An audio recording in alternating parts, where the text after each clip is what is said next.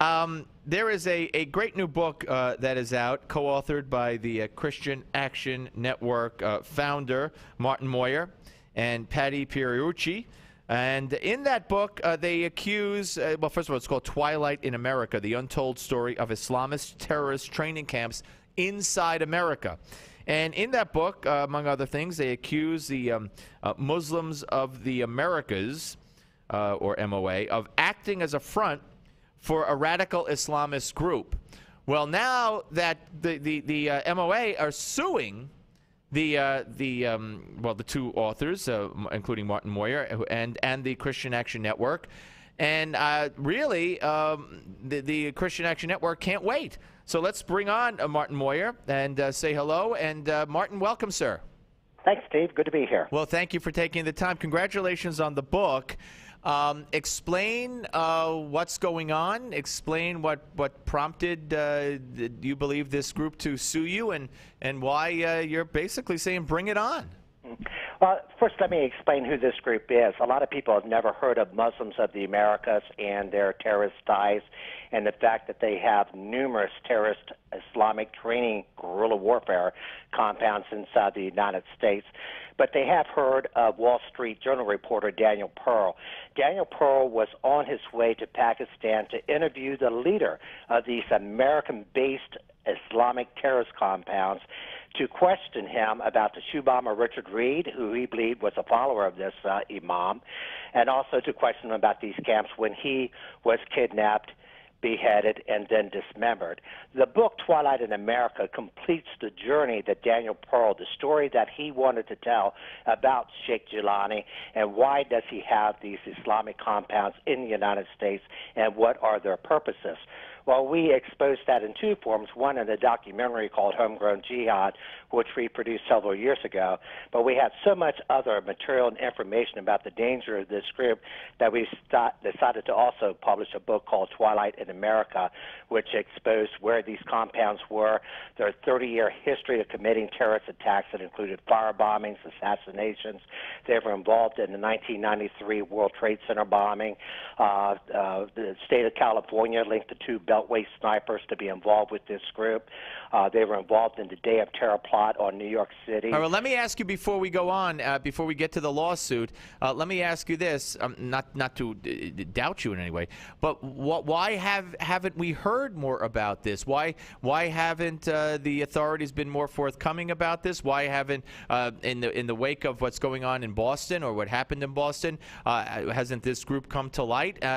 Why is it being kept under wraps by our government?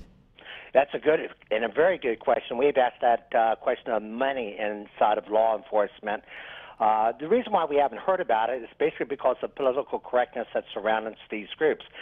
Most of them are African American. They have a lot of women. They have a lot of children that are basically slaves on these groups. They pretend that they are nothing but a peaceful Muslim community that only want to raise their kids away from Western culture, grow their own food, shepherd their own animals, and basically isolate themselves from the wicked. And these are Muslim. These are converts to Islam, the African Americans, correct? Absolutely. Yeah. Originally, they recruited most of their members straight out of prison and into these compounds. Now they basically breed their own.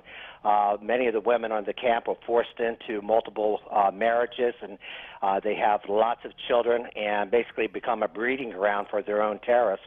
We interviewed an undercover informant for the NYPD who spent 8 years inside of this particular terrorist group. And his direct quote to me was, these kids, all they've been living for their whole lives is to fight a holy war. So now they're still recruiting off the street criminals that convert to Islam, and they're breeding their own for the one day that they hope they can exercise jihad in America. All right. Now, before we run out of time, Martin Mawyer, founder of the Christian Action Network and co-author of the book, you're being sued. They say defamation, libel, the whole thing, and you're saying we welcome this, right? Why? I welcome it because I think it's about time that went before a court. It went before a jury. That they had their day in court to prove that they're not a terrorist group. We know they are a terrorist group, and I am excited that finally a federal court in Albany is going to rule that this is a terrorist organization, something the U.S. State Department will refuse to do right now. They used to have them on the terrorist watch list. It took them off in 2000. And this will be through depositions that you hope to establish this? Is that what you're saying? Depositions, interrogatories, and we have so many inside of law enforcement that are willing to go to this trial and testify on our behalf that this group is a terrorist organization. Well, that's good. So do you think, what's the timetable on this, and do you think they'll actually go through it, knowing what you've told me? Yeah, I question that with my own attorneys, whether they think they will continue. They believe they are full head of steam that they are going to take this to court and try to get $30 million out of our organization. But what they're really looking for, Steve, and we just got a list of their interrogatories today, they want to know who my confidential informants are inside of these camps. They want to know who my government sources are. They want to know all the undercover informants that have spoken to me that work with law enforcement. They're on a fishing expedition. They want me to turn the names of these people that have been giving me this. Are you going to do that? Absolutely not. All right, Martin, and what's the timetable? Give me a quick, we got 10 seconds left. What's the timetable? Well, right now we're scheduled to go to trial not until January 2015, but the depositions actually start this September. All right, we'll be in touch. Keep us informed. Martin Mawyer, founder of the Christian Action Network. Thank you, sir. Thank you very much. And here on the Steve Malzberg Show, we're coming back, talk about gay marriage. Don't go away.